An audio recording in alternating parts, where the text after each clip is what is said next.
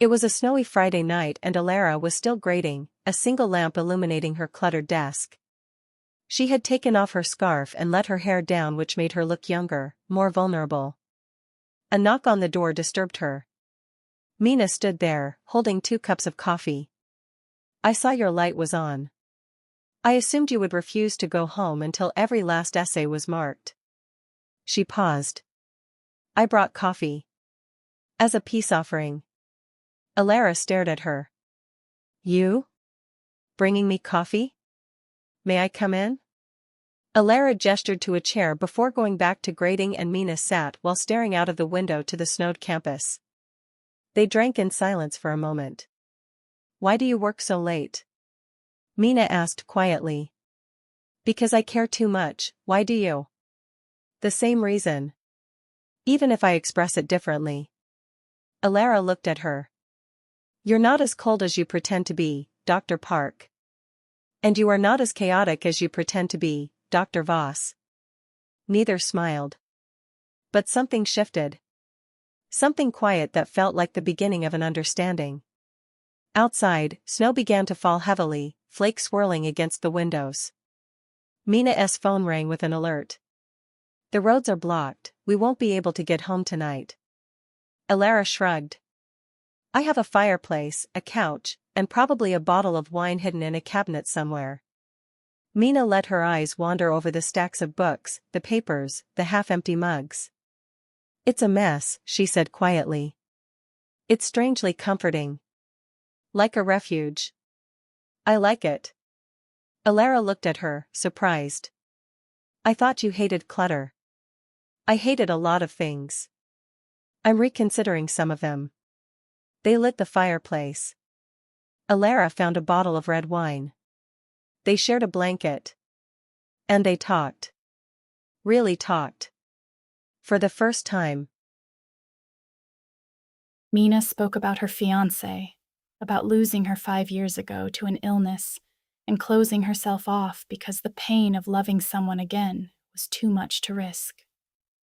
Elara spoke about her fear of being ordinary, about hiding behind grand emotions because she was terrified that if she stopped performing, no one would notice her. Mina looked at her across the firelight. "You are not ordinary. You are the most extraordinary person I have ever met. Even when you infuriate me." Elara's breath caught Mina. "Do not. If you say something now, you will not be able to take it back." Mina whispered, "Then I won't take it back." Elara murmured softly.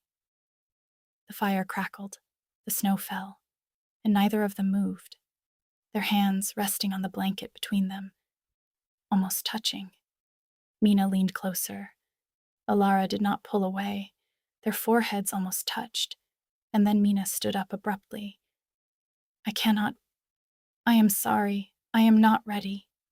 I thought I was, but I am not," she said brokenly. Elara's voice was gentle. "It's okay." "No, it is not. You deserve someone who is not afraid, someone who is not still mourning a ghost." Mina said with sorrow and tearful eyes. "Mina, sit down, please."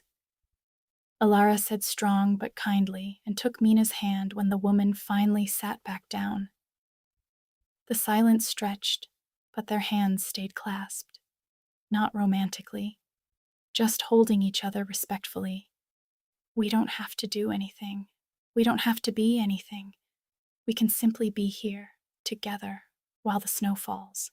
That can be enough. There is no rush." Mina closed her eyes. A single tear traced down her cheek. "There's something else I have to tell you," she whispered. "I have another job offer from University of Oxford. I applied months ago, before I met you, before all this. Now that letter feels like a betrayal." Mina was feeling her world collapsing, but she needed to tell this smart and amazing woman what was happening in her life. Would she tell her to stay? Elara felt her stomach clench, but she forced herself to stay calm. Oxford was the 3rd most prestigious university. "Congratulations! Are you going to take it?" Elara said with sincere happiness, and sadness at the same time. She had never felt both emotions at the same time. I don't know. I've read it 3 times and put it in a drawer. I'm not ready to decide. Elara squeezed Mina's fingers gently. Then don't decide tonight. Tonight, just stay here, with me. We'll think about it tomorrow. Whatever your decision is, I will support it. Mina nodded silently. They fell asleep on the couch, leaning against each other, while the snow kept falling. Morning came with the sun was beginning to show, and a white blanket covering the campus clearly visible through the window. Everything was white and gold and impossibly beautiful. They woke on the couch, the blanket tangled. Thank you, Mina said quietly, for last night, for not pushing. You don't have to thank me for that. I know, but I want to. Mina turned to face her. I don't know what this is. I don't know what I'm capable of, but I know I don't want to go back to how things were before. Elara smiled. Me neither. Then we take it slowly, day by day. Day by day. Their shoulders brushed, neither moved away. A week passed, the snow melted and the campus returned to normal, but something had changed. They walked a little closer, looked at each other a little longer, and the students noticed. The cold Professor Park's gentle eyes when looking at Elara were impossible to miss. At the faculty meeting that week, when someone criticized Elara's latest paper, Mina spoke up before she could defend herself. Dr. Voss's analysis of Keats is not only rigorous, Mina said, her voice cold and sharp, but it is also the most insightful piece of literary criticism this department has produced in years. I suggest you read it before commenting. The room fell silent. Elara stared at Mina, her heart pounding. But then, a voice from the other end of the table cut through the tension. Professor Harding, an older man from history who loved gossip more than scholarship, leaned forward with a sly smile. Speaking of Dr. Park's opinions, he said, I heard a rumor that she might be leaving us. Something about a job offer from another university? Quite a prestigious one, I'm told. Is that true, Dr. Park? Elara froze. Her eyes shot to Mina. Mina's face, usually so composed, went pale. Mina started, but no words came out. Elara didn't hear the rest. The room blurred. She stood up abruptly, mumbled something about needing air, and walked out. She didn't look at Mina. She couldn't. After the meeting, she caught Mina alone in the corridor. You're leaving? Elara's voice was low, but it trembled. I am proud of you. Oxford is an amazing offer. I just wish I could have found out from you. I applied before any of that happened. I didn't know how to tell you, Mina said, her voice almost a whisper. Mina stood up straighter and shied softly. I was afraid of what I feel for you, afraid that if I stayed, I would fall so deeply that losing you would destroy me. I've already lost one person I loved. I can't survive that again. You think leaving will protect you? You think running away will stop you from feeling? Elara said softly with tears in her eyes. I don't know what I think anymore. Mina admitted. Elara stepped closer, her eyes blazing. Then, let me tell you what I think. I think you are the most brilliant, infuriating, impossible woman I have ever met. I think you make me want to be better. I think I would rather fight with you every day for the rest of my life than agree with anyone else. And I would love to be able to have more time showing you how much I already feel for you. But I would never make you choose. Elara turned and walked away, leaving Mina alone in the corridor, who stood with trembling hands staring at the woman she had fallen in love with without meaning to. 3 days passed in silence. Mina didn't come to the office. She didn't reply to emails. She didn't show up to the seminar, leaving Elara to teach alone, her heart heavy with every empty glance at the vacant chair. Then, on the third evening, Mina received an essay formatted like an academic paper, but it was so much more. The title read, "On Love and Logic, a Response to Dr. Mina Park," written by Elara. Mina sat at her clean desk, the only light coming from the screen and a small lamp. She began to read, her heart pounding and so alive it made her eyes start watering.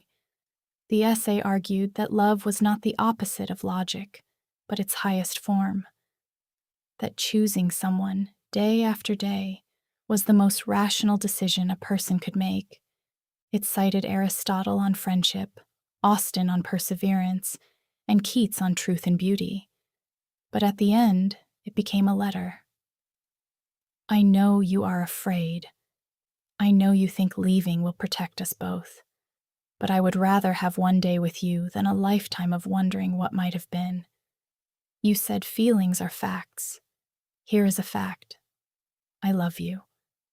I don't expect you not to go. But if you ever wondered whether there was something worth staying for, read this again. I will always be proud of you and admire you, even if it leaves my own heart with a void that misses you. A tenure with you was enough to make me fall in love with you." Mina read it 4 times. Her tears fell onto the printed pages, smudging the ink. By the final line, she was sobbing. She stood up, her chair scraping the floor, the essay clutched to her chest. She knew what she had to do. The streets were wet with pouring rain, and the evening light shone with its last intensity. Elara was at home, curled on her sofa, still hurting, with a glass of wine untouched. A knock on the door broke her train of thought. Letting out a sigh, she stood to open it. Mina stood there, soaked. Her perfect bun was ruined, her glasses fogged. Her dark suit was dripping water onto the porch, and she wore a determination Elara had never seen before. "I read your essay," Mina said, her voice unsteady. "I read it 4 times, and I realized something. I cannot do this." Elara's heart stopped. Her eyes started watering, and the tears didn't ask permission to fall. She had experienced many rejections in her life, but this felt as if a knife had stabbed her straight in the heart. She tried to open her mouth to respond, but Mina held up her hand. "Please. I need to say this." Elara simply nodded and closed her eyes, trying to soften the blows her heart was about to receive. "I have spent 5 years being afraid. Afraid of love, afraid of loss, afraid of being broken again. This job would allow me the opportunity not to break," Mina said breathlessly before continuing. "But I am more afraid of losing you than I am of being broken." Elara stared at her. "Mina, I turned down the job. I am staying. Not because of the university, not because of the seminar, because of you. Because you are the most chaotic, infuriating, passionate, extraordinary person I have ever met. And I do not want to spend another day pretending I do not love you." Elara stared at her with despair in her eyes before smiling and laughing, which made Mina stare at her with confusion. "You are the smartest idiot I have ever known.